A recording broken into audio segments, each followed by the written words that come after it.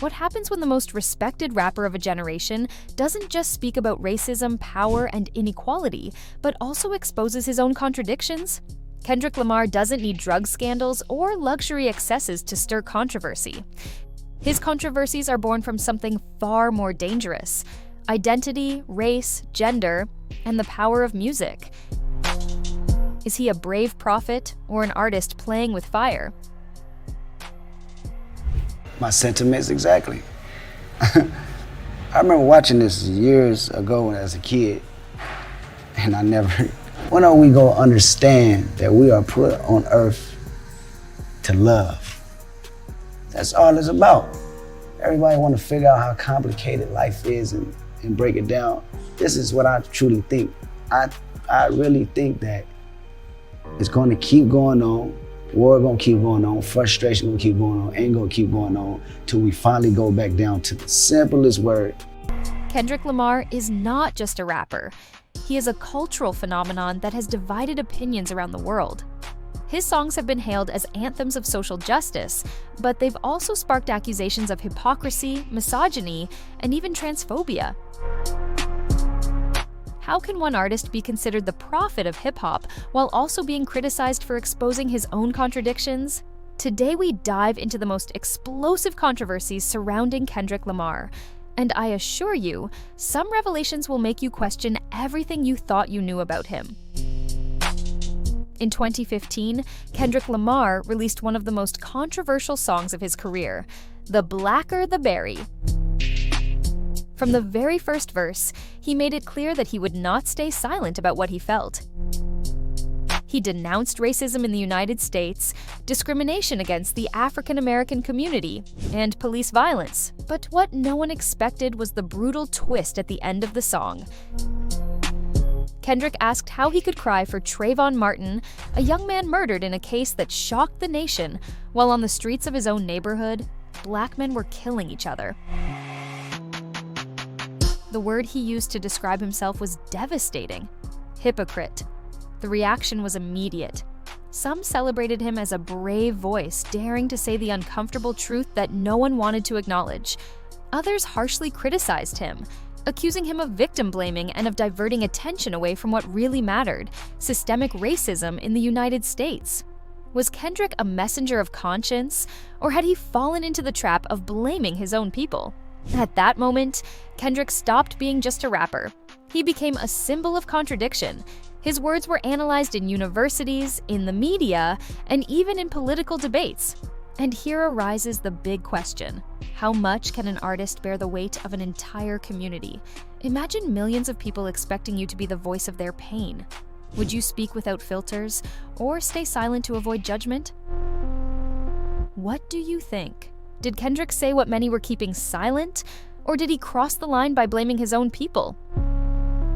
And although this controversy had already set off alarms, what happened next at the Grammys not only put him at the center of rap, but also in the middle of a battle over power, industry, and racism that still hasn't ended. It was 2014, and the rap world was on edge. Kendrick Lamar arrived at the Grammys with Good Kid, M.A.'d City, an album hailed by critics as a masterpiece that captured the harsh realities of life in Compton. For many, the award for Best Rap Album already had an obvious winner. But that night, the unexpected happened. The winner was The Heist by Macklemore and Ryan Lewis. The audience was shocked. The industry seemed to have ignored a classic to reward a much more commercial record. And then one word began circulating on social media: robbery. For fans, there was no other way to describe what had just happened, but what came afterward ignited even more controversy. Macklemore posted a private message he had sent to Kendrick. In it, he wrote, "You deserve to win." At first glance, it seemed like a humble gesture, but many saw it as condescending, even offensive. Why make it public? Was it an attempt to save his image, or a sincere acknowledgement? The doubt lingered. The media wasted no time making Kendrick the main character, not for his victory, but for the injustice of his defeat. The debate expanded. Was this an isolated case, or further proof that the music industry rewards white artists when they perform rap, a genre born of Black culture? The echo of that night still resonates as one of the most controversial moments in Grammy history. And here, I want to ask you something. Do you think Kendrick was the victim of hidden racism in the industry? Or was this simply another example of how the Grammys don't always reward quality? But if you think this was the most incendiary moment of his career, wait. Because a year earlier, Kendrick had already lit the fuse across the rap industry. And he did it with a single verse that still echoes in the ears of his rivals. A year before the robbery at the Grammys, Kendrick had already provoked an earthquake in the rap industry. It was 2013 in a collaboration with Big Sean and Jay Electronica on the song Control. Kendrick wasn't the owner of the track, but he was the owner of the moment. And in less than 3 minutes, he changed the rules of the game. In his verse, Kendrick issued a declaration of war. He directly named rappers like Drake, J. Cole, A$AP Rocky, Mac Miller, Meek Mill, Wally, and more. It wasn't a casual shout-out. It was a challenge. He said he respected them, but that he planned to lyrically destroy them, that he was going for rap's crown. It was like detonating a bomb in the middle of the stage. The reaction was immediate. Dozens of rappers released response tracks, some defending their territory, others trying to ride the wave of attention. The public was divided. Was this arrogance, or the boldest move of his generation? Many called it the historic moment that brought rap back to its competitive essence. But the most intriguing part was the silence of some. Drake, for example, never released a direct response. In interviews, he said Kendrick's words didn't impress him. Was it real indifference, or a strategy to avoid giving his rival more power? J. Cole also avoided direct confrontation, keeping things cordial in public, though tensions never fully disappeared. The truth is that verse not only fueled rivalry, it also changed how people perceived Kendrick. He was no longer just the talented kid from Compton. He was the self-proclaimed king of rap, someone willing to challenge everyone. And when an artist dares to claim the crown, the whole industry starts watching every move. Tell me, would you have had the courage to do the same in his place? Or would you have preferred to keep the peace? And if you thought this challenge was the riskiest move of his career, wait. Years later, Kendrick would touch on an even more delicate subject: gender and sexuality. And that's when the debate became much more dangerous. In 2022, Kendrick Lamar surprised the world with the album Meister Morale and the Big Steppers. A confessional record filled with reflections on trauma, family wounds, and healing. But among all the songs, there was one that sparked a storm of criticism and praise: Auntie Diaries. For the first time, a mainstream rapper openly spoke about a transgender family member. Kendrick recounted the story of his aunt and his cousin, sharing how he grew up seeing them and how, little by little, he unlearned the prejudices he had absorbed in childhood. It was a deeply human narrative, loaded with vulnerability. But there was a problem, a detail that made it the most controversial song of his career. Kendrick repeatedly used homophobic slurs throughout the track. His intention was to show his process of learning, how those words marked his childhood, and how over time he realized they were wrong. But, for many, repeating those slurs was offensive, a step backward, an open wound instead of a bridge to empathy. For others, it was brave, a raw confession showing the transformation of a man raised in an environment full of prejudice. The debate exploded.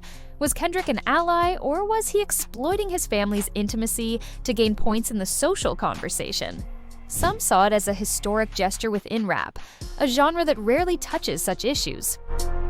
Others accused him of insensitivity, of wanting to be revolutionary, at the expense of exposing his own. Did Kendrick break barriers by talking about trans identity, or did he cross a line he never should have? But if this controversy tested his relationship with the public, what came next revealed another disturbing aspect: Kendrick's silence in the most critical moments of his generation. In 2020, the United States erupted in protests after the death of George Floyd.